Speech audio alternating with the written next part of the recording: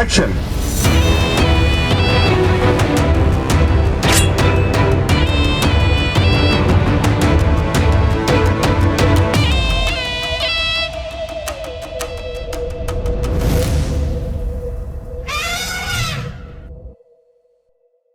இன்றைக்கு புத்தாண்டு துவக்கத்திலே ஜனவரி 2ஆம் தேதியன்று திருச்சியிலே தமிழ் மாநில காங்கிரஸ் கட்சியினுடைய டெல்டா மண்டலத்தினுடைய மிக முக்கியமான கூட்டம் நடைபெறுகிறது. இந்த கூட்டத்தில் டெல்டா மண்டலத்தினுடைய தமாகவினுடைய மாவட்ட தலைவர்கள், மாநில நிர்வாகிகள், துணை அமைப்பினுடைய தலைவர்கள் மற்றும் முக்கிய பொறுப்பாளர்கள், மாவட்டத்தினுடைய நிர்வாகிகள் எல்லாம் ஒரு சேர கலந்து கொண்டிருக்கிறார்கள். இந்த கூட்டத்தினுடைய நோக்கம், முக்கியத்துவம், 3 மாதங்களுக்கு முன்பு தமிழ் மாநில காங்கிரஸ் கட்சி 2025-28க்கான உறுப்பினர் சேர்க்கக்கூடிய பணியை துவங்க வேண்டும், அதனை உறுதி செய்து கொள்ள வேண்டும் என்று ஜூலை மாதத்திலே நடந்த செயற்குழு கூட்டத்திலே முடிவு செய்து அதற்கேற்றவாறு 3 மாதங்கள் தொடர்ந்து தமிழ் மாநில காங்கிரஸ் கட்சியினுடைய மாவட்ட தலைவர்களும், மாநில நிர்வாகிகளும், மாவட்ட நிர்வாகிகளும், துணை அமைப்பின் தலைவர்களும் நிர்வாகிகளும் ஒரு சேர நகரம், வட்டாரம், பேரூராட்சி, கிராமம் என்ற எல்லா பகுதிகளுக்கும் சென்று இயக்கத்திற்கு வலு சேர்க்கும் வகையிலே இயக்கத்திற்கான உறுப்பினர் சேர்க்கும் பணியை தொடங்கினார்கள். அந்த பணி சென்ற வருடம் இறுதியிலே முடிவடைந்திருக்கிறது. பணி வெற்றிகரமாக முடிந்த காரணத்தினால் இன்றைக்கு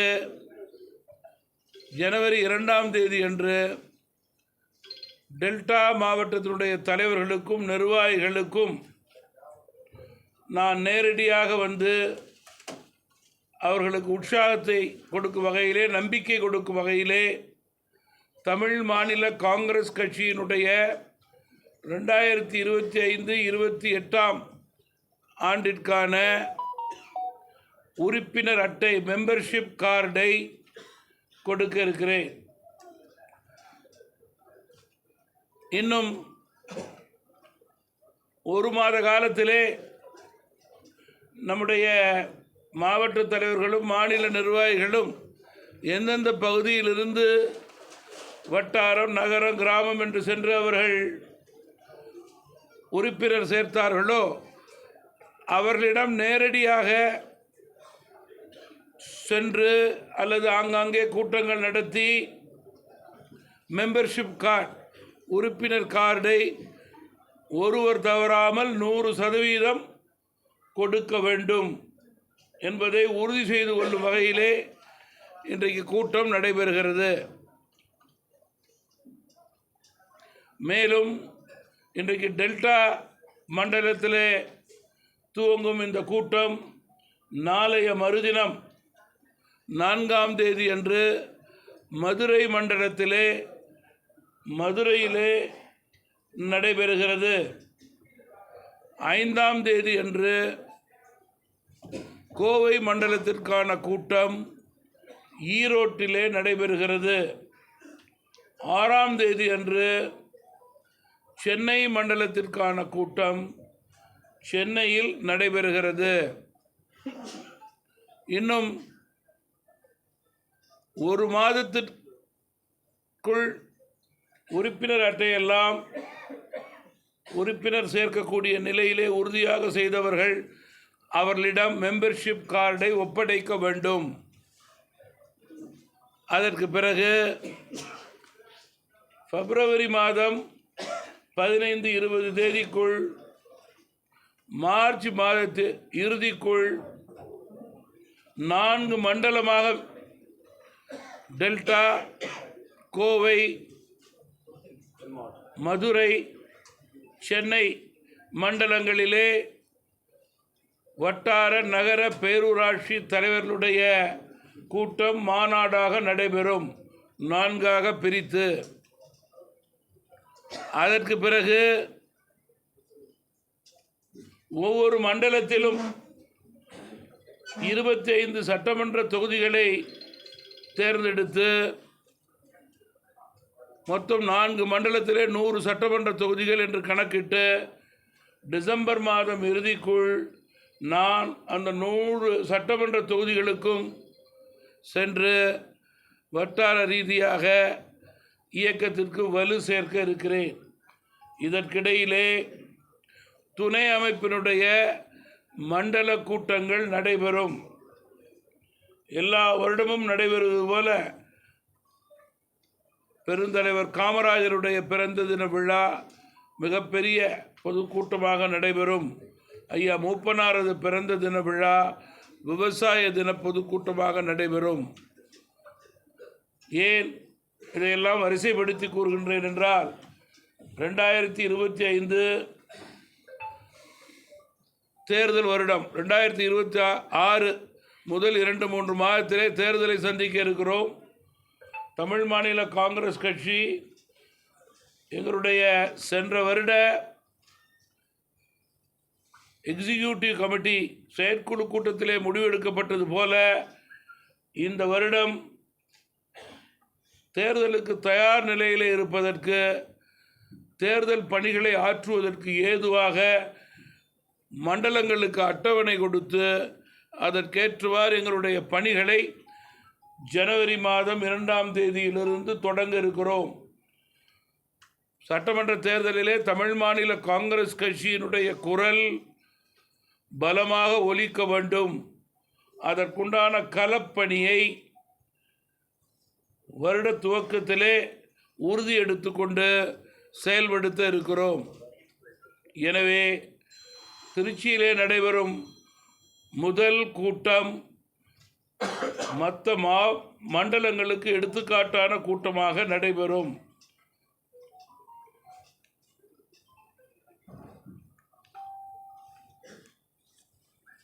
இது ஒரு பார்ட்டி பார்ட். ரெண்டாவது,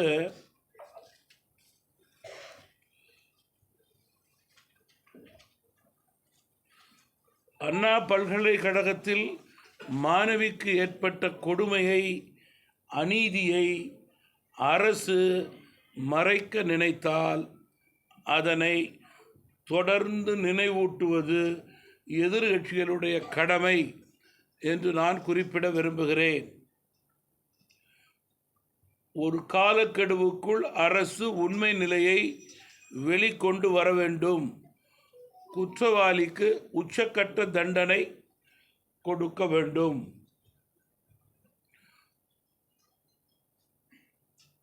மது கலாச்சாரம், போதைப்பொருள் கலாச்சாரம் சட்டம் ஒழுங்கு கெடுவதற்கு தமிழகத்திலே அடித்தளமாக அமைகிறது என்று நான் குற்றம் சாட்ட விரும்புகிறேன். இதற்கு முற்றுப்புள்ளி வைக்க தவறிய அரசாக திமுக அரசு செயல்படுவது மிகுந்த வருத்தத்தை ஏற்படுத்துகிறது. தொடர்ந்து எதிர்கட்சிகளுடைய குரலை நெரிக்கக்கூடிய நிலையிலே அரசு செயல்படுவது கண்டிக்கத்தக்கது. அதிமுகவிலிருந்து ஆர்ப்பாட்டம் செய்தவர்களை கைது செய்தார்கள். பாஜகவினுடைய முக்கிய தலைவர்களை கைது செய்தார்கள். 2 நாட்களுக்கு முன்பு திரு சீமான் அவர்களை கைது செய்தார்கள். இன்று காலை பாமக சார்பிலே பசுமை தாயகத்தினுடைய தலைவர் திருமதி சௌமியா அன்புமணி அவர்களை கைது செய்திருக்கிறார்கள். நியாயத்தை தட்டி கேட்க வேண்டும் என்று நினைக்கின்ற கட்சிகளை கைது செய்வதன் மூலம் எதிர்கட்சிகளுடைய குரலை அரசு ஒருபோதும் ஒடுக்க முடியாது என்று தெரிவிக்க விரும்புகிறேன்.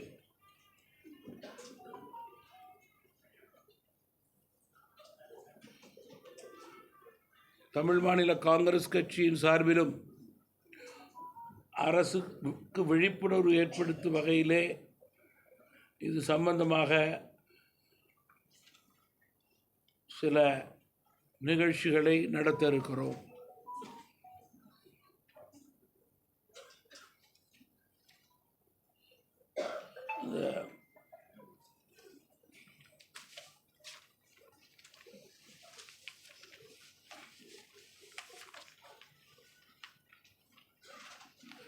பெஞ்சல் புயல் இதன் அடிப்படையில் கனமழை, இதனால் விவசாயிகளுக்கு மிகப்பெரிய பாதிப்பு ஏற்பட்டது.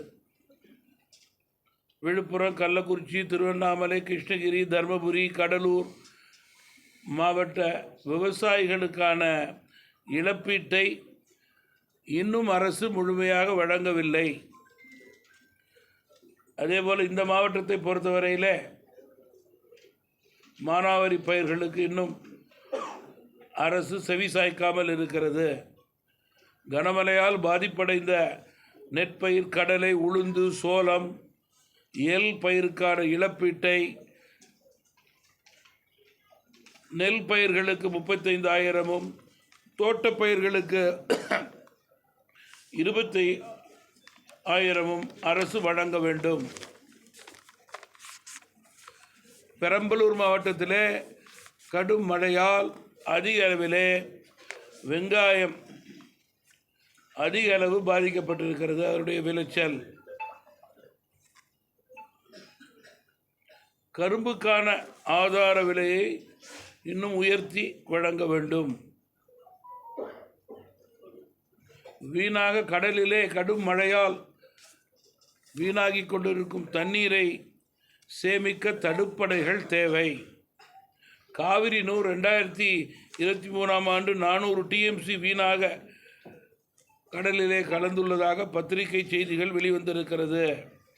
தேவையான இடங்களிலே தடுப்பணை கட்டினால் விவசாயிகளுக்கு பெரும் உதவியாக இருக்கும் என்று குறிப்பிட விரும்புகிறேன்.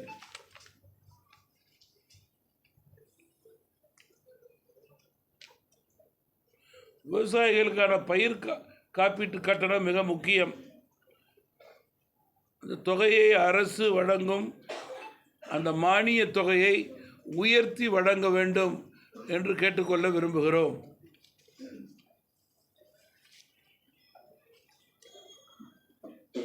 விவசாயிகள் பிரச்சனைகள் மற்றும் பயிர் சேத விவரங்கள், அரசின் உதவிகள், ஏரி குளங்கள் தூர்வாருவதை கண்காணிக்க மாவட்ட அளவில் விவசாயிகள் அதிகாரிகளுடைய குழுவை அமைப்பது நல்லது என்பது விவசாயிகளுடைய யோஜனையாக இருக்கிறது. காவிரி குண்டாறு திட்டத்திற்கான நிதியை முழுமையாக ஒதுக்க வேண்டும்.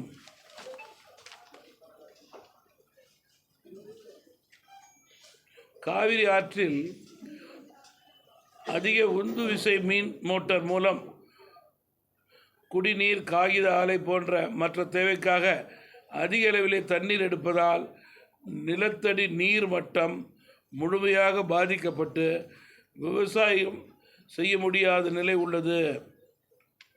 ஆகையால் தண்ணீர் எடுக்கும் பகுதியிலே தடுப்பணை ஏற்படுத்தி பின்பு தண்ணீர் எடுக்க முயற்சிகளை அரசு மேற்கொள்ள வேண்டும்.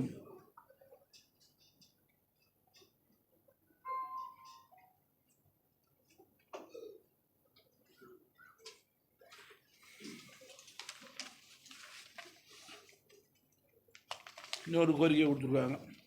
தமிழகம் முழுவதும் இந்து அறநிலையத்துறை வக்ஃப் வாரிய சொந்தமான நிலங்களை சாகுபடி செய்யும் விவசாயிகளிடம் வறட்சி, வெள்ள பாதிப்பு மற்றும் நோயினால் மகசூல் இழப்பு போன்ற காலங்களில் குத்தகை வசூலிப்பதை அரசு பரிசீலித்து தனி அரசாணை ஏற்படுத்தி விவசாயிகள் குழு முழு மகசூல் காலங்களில் மட்டும் வேளாண்மைத்துறை பரிந்துரைப்படி குத்தகை விவசாயிகளிடம் வசூல் செய்ய வேண்டும் என்பது அவருடைய வேண்டுகோள்.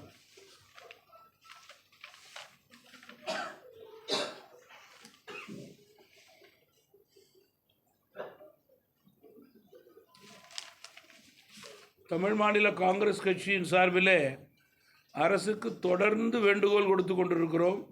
சட்டம் ஒழுங்கு பிரச்சனைக்கு அடித்தளம் டாஸ்மாக் தான். டாஸ்மாகை படிப்படியாக மூடக்கூடிய கட்டாயம் அரசுக்கு ஏற்படுத்த வேண்டும். அதனை உறுதி செய்யும் அரசு அதனை செயல்படுத்த வேண்டும். தேர்தலிலே பொய்யான வாக்குறுதிகளை கொடுத்து மக்களை ஏமாற்றி வாக்குகளை வாங்கிய பிறகு டாஸ்மாக் கடை திறந்திருக்கிறது, போதைப்பொருள் அதிகமாக இருக்கிறது. இதனை தாண்டி FL2 என்று தனியாருக்கு மணமகிழ் மன்றம் என்ற பெயரிலே மதுக்கடைகள் மதுபார்கள் அனுமதி அளிப்பதை உடனடியாக ரத்து செய்ய வேண்டும் என்று தமிழ் மாநில காங்கிரஸ் கட்சி கேட்டுக்கொள்கிறது.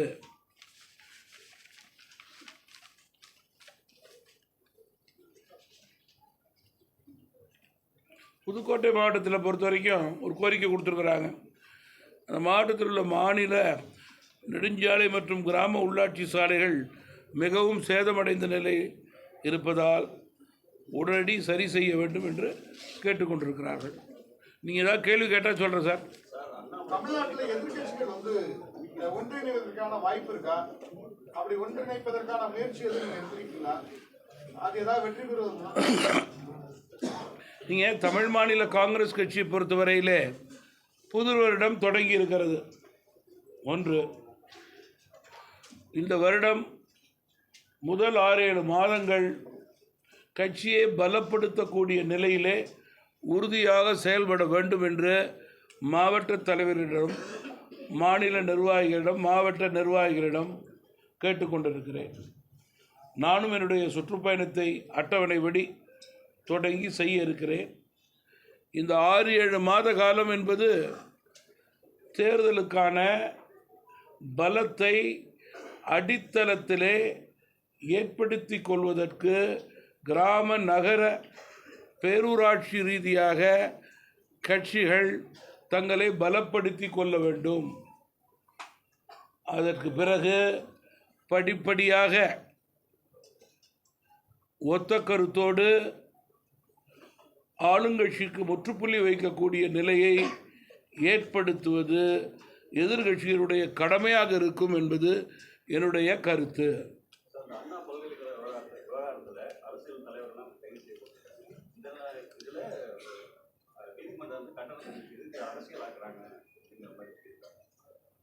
நீங்கள் இது ஜனநாயக நாடு. இந்த நாட்டில்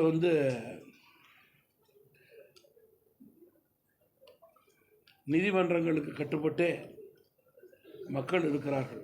அதில் மாற்று கருத்து கிடையாது. அதே நேரத்தில் ஜனநாயகத்தில்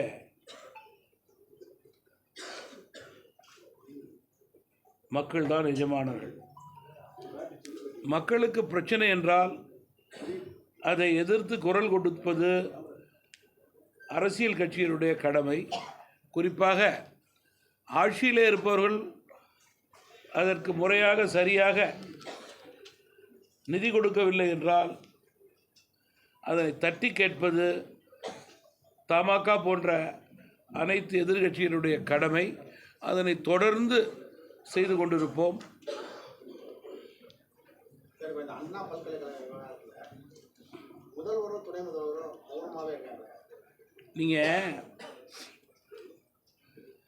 மகளிருடைய முன்னேற்றம் நாட்டினுடைய முன்னேற்றம் என்று கூறுகிறோம். மகளிர் பாதுகாப்புக்காக இந்தியா முழுவதும்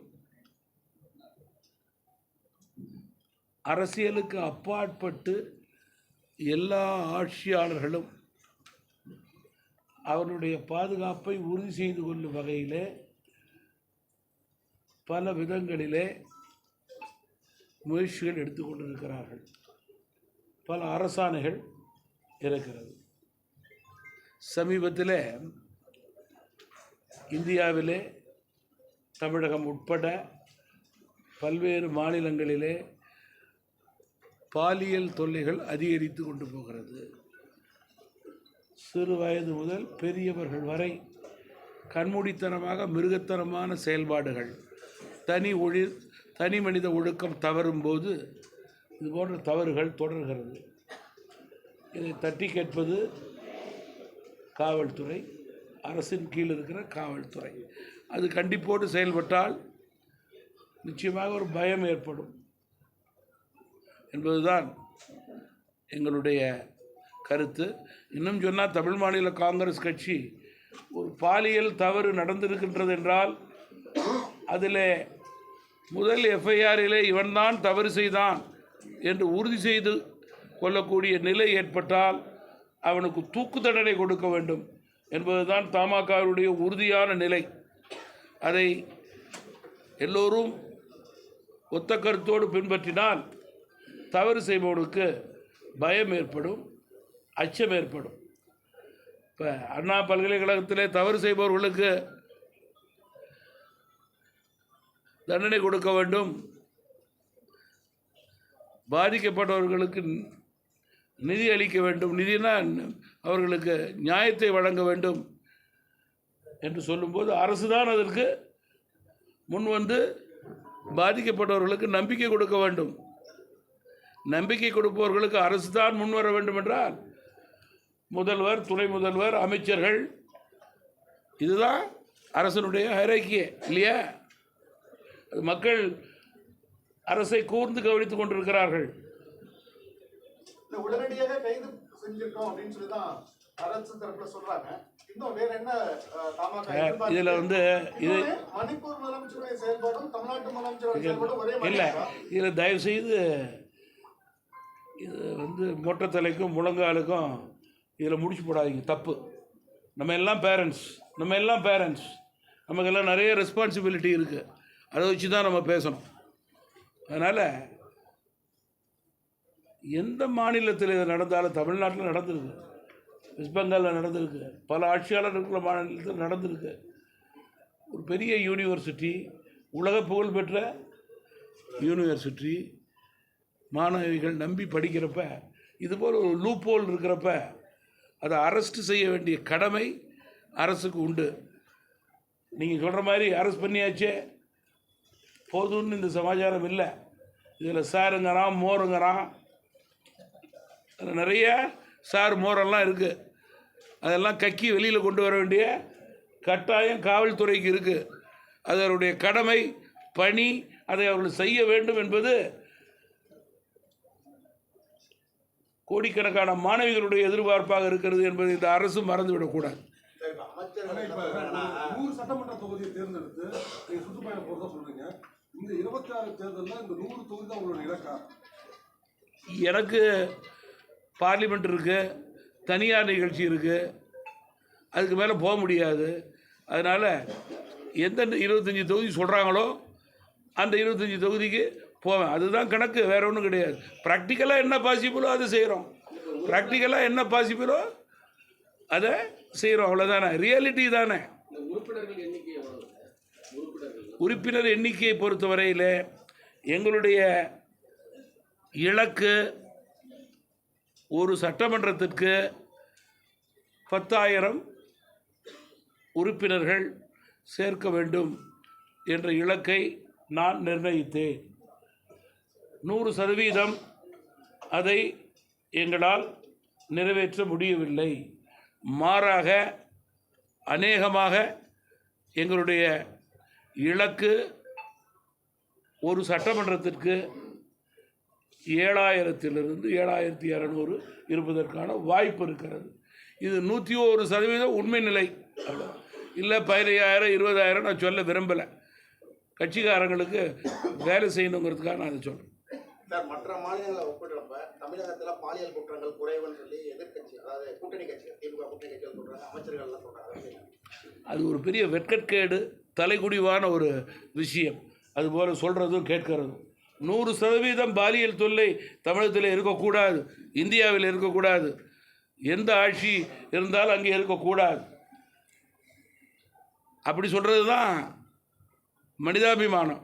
இங்கே குறைச்சலாக இருக்குன்னு சொல்கிறது வெட்கக்கேடு, கேவலம், தலைகுடிவு. அதாவது திமுக காரங்க சொன்னா பரவாயில்ல, திமுக கூட்டணி கட்சி நான் தான் சொல்கிறேன் சார், அது என் கட்சியில் யாராவது சொன்னாலும் இதை தான் நான் சொல்லுவேன். இதெல்லாம் வந்து அரசியலை தாண்டி மனிதாபிமானமான ஒரு உண்மை. இதில் அரசியலை ரொம்ப பூர்த்த வேண்டிய அவசியம் கிடையாது. கெஞ்சல் புயல் பாதிப்புக்கு அரசு வந்து நிவாரணம் தரல அப்படின்னு ஒரு குற்றச்சாட்டு வைக்கிறீங்க. மத்திய அரசா மாநில அரசா? நீங்கள் மத்திய அரசை பொறுத்தவரையிலே அவர்கள் கொடுக்கின்ற நிதியை படிப்படியாகத்தான் கொடுத்து கொண்டிருக்கிறார்கள்.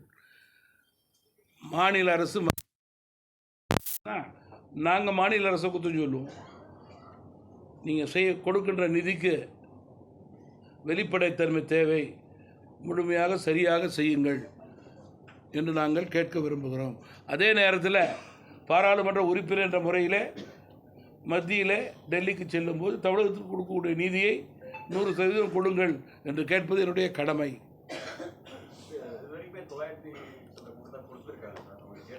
நம்ம போடுற கணக்கு வேறு, அவங்க சொல்கிற கணக்கு வேறு. அதனால் உண்மை நிலைக்கு ஏற்றவாறு செயல்பாடுகள் இருக்க வேண்டும். வெளிப்படை தன்மையோடு பாதிக்கப்பட்டவர்களுக்கு நிவாரணம் கொடுக்க வேண்டும். அதில் அரசியல் கட்சி பாகுபாடு இருக்கக்கூடாது. அதுதான் அதிகமாக இருக்குது. அதேதான் மாநில அரசும் சொல்றாங்க. பொங்கல் பரிசுல வந்து 1000 ரூபாய் வந்து கொடுக்கல அப்படிங்கிறது வந்து கடுமையான விமர்சனம் இருக்குது. அதை பத்தி உங்களுக்கு கருத்து? எப்படி பொங்கல் பரிசுல வந்து 1000 ரூபாய் பணம் கொடுக்கணும் மக்களுக்கு அப்படின்னு சொல்லி ஒரு கருத்து இருக்கு. எதிர்கட்சிகள் கடுமையாக விமர்சனம் செய்யறாங்க.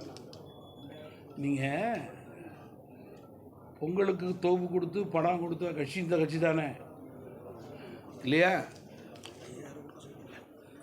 எப்படி அப்புறம் 1000 ரூபா பத்தும்? மினிமம் 3000 ரூபா கொடுக்கணும் தானே நாங்கள்லாம் சொல்லுவோம். அதையாவது கொடுக்கணும் இல்லை? அதான மக்களுடைய எதிர்பார்ப்பு. இடைத்தேர்தல் வந்தால் கொடுக்குறப்ப பொங்கலுக்கு கொடுக்கலாம்ல. இடைத்தேர்தல் வந்தால் கணக்கே பார்க்கறது இல்லையா? பொங்கலுக்கு மட்டும் மக்களுக்கு கணக்கு பார்த்தா எப்படி?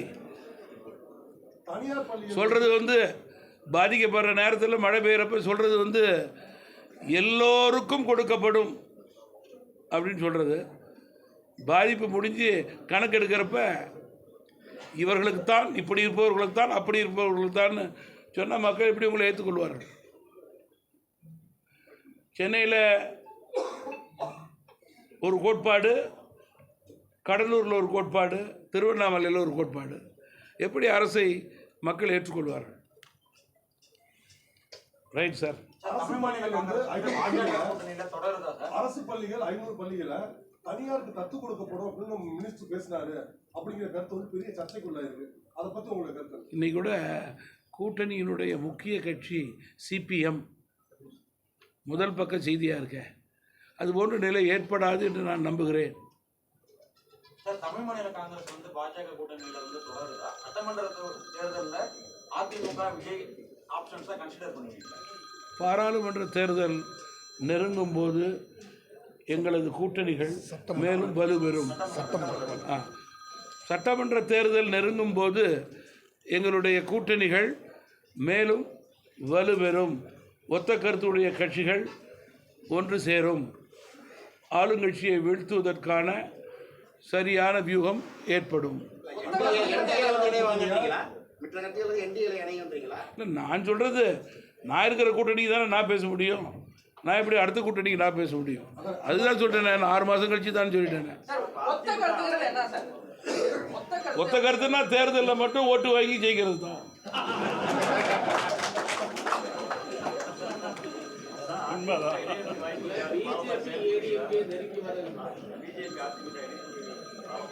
அப்புறம் எப்படி சார் ஒத்த கருத்துன்னா? இப்போ திமுகவில் இருக்கிற கட்சியெல்லாம் ஒத்த கருத்தாக இருக்கா? சொல்லுங்களேன். இப்போ மற்ற கூட்டணியில் இருக்கலாம் ஒத்த கருத்தாக இருக்கா? எவ்வளோ வேறுபாடுகள், 1 2 இல்லையா? இல்லை, அதுக்கு தான் நான் சொன்னேன். 6 மாதம் எல்லாம் பொறுத்திருந்து பாருங்கள். எல்லா கட்சியும் தங்களை பலப்படுத்த வேண்டும் என்ற உறுதியோடு செயல்பட்டு கொண்டிருக்கிறார்கள். அதற்குண்டான அட்டவணை நாங்கள் கொடுத்த மாதிரி மற்ற கட்சி கொடுப்பாங்க. அதுக்கப்புறம் தானே நெக்ஸ்ட் ஸ்டெப் வர முடியும். அதுக்குள்ளே நான் அலைன்னு சொல்ல முடியாது இல்லையா? ஆனா இப்போ ஒரு பெரிய கோரிக்கையை வந்து முன்வைக்கிறது வந்து ஆட்சி அதிகாரத்துல பங்கு அப்படிங்கிற முன்வைக்கிறாங்க. பாமகவோட நிலைப்பாடு என்ன? ஆட்சி அதிகாரத்தில் பங்கு என்பது A to Z தமிழகத்தில் உள்ள அத்துணை கட்சியினுடைய தலைவர்களுக்கும் தொண்டர்களுக்கும் அதில் 100% பொருந்தும் என்பதில் யாருக்கும் மாற்றுக்கிறது கிடையாது. அதுபோல் நினைத்து ஆசைப்பட்டால் மட்டும் போதாது, அதற்கேற்றவாறு கூட்டணிகள் அமைய வேண்டும். கூட்டணி தேர்தலை ஒத்த கருத்தோடு சந்திக்க வேண்டும், மக்களுடைய நம்பிக்கை பெற வேண்டும், அந்த கூட்டணி வெல்ல வேண்டும். வென்ற பிறகு அதற்கேற்றவாறு நம்பர்ஸ் இருக்கணும். இதெல்லாம் நிறைய இருக்குது சார். இதில் சும்மா அரசியலுக்காக பேசி போகிற கிடையாது இல்லையா? படிப்படியான சமாச்சாரங்கள் இதில் நிறையா இருக்குது இல்லையா? நான் வேணா என் கூட்டணி கருதி இன்றைக்கி தமிழ் மாநில காங்கிரஸ் கட்சியை பொறுத்தவரையிலே கூட்டணிக்குத்தான் முக்கியத்துவம் கொடுப்போம், அதற்கு பிறகு தான் இதெல்லாம் சிந்திப்போம்னு சொல்லுவோம். என் கூட இருக்கிறவங்களோ எதிர்த்தாப்புல உட்காந்துருக்கவங்களோ என்ன வேறு மாதிரி தான் இருக்கும், எனக்கு தெரியும். காலத்துக்கு ஏற்றவாறு மாற்றங்கள் தேவை என்று நினைக்கிறார்கள் இல்லையா? அதற்கு தேர்தல் வியூகம், வெற்றி, எண்ணிக்கை, நம்பர்ஸ் இதெல்லாம் இருக்கு இல்லையா? ஒவ்வொரு தேர்தலுமே தேர்தல் வாக்குறுதி என்பது கொடுக்குறாங்க கட்சியை சார்ந்தது. இப்போ தேர்தல் வாக்குறுதியில குழப்பம் இருக்கு அப்படின்ட்டு மக்கள் குழம்புறாங்க. அதை எப்படி பார்க்குறீங்க? அந்த குழப்பம் ஏற்படுத்த காரணம் திமுக அரசு தான். அதிக வாக்குறுதிகளை கொடுத்து வாக்குறுதிகளை நிறைவேற்றாமல் மக்களை ஏமாற்றிய அரசு திமுக. அதன் அடிப்படையிலேயே இது போன்ற எண்ணங்கள் மக்களுக்கு ஏற்பட தொடங்கி இருக்கிறது.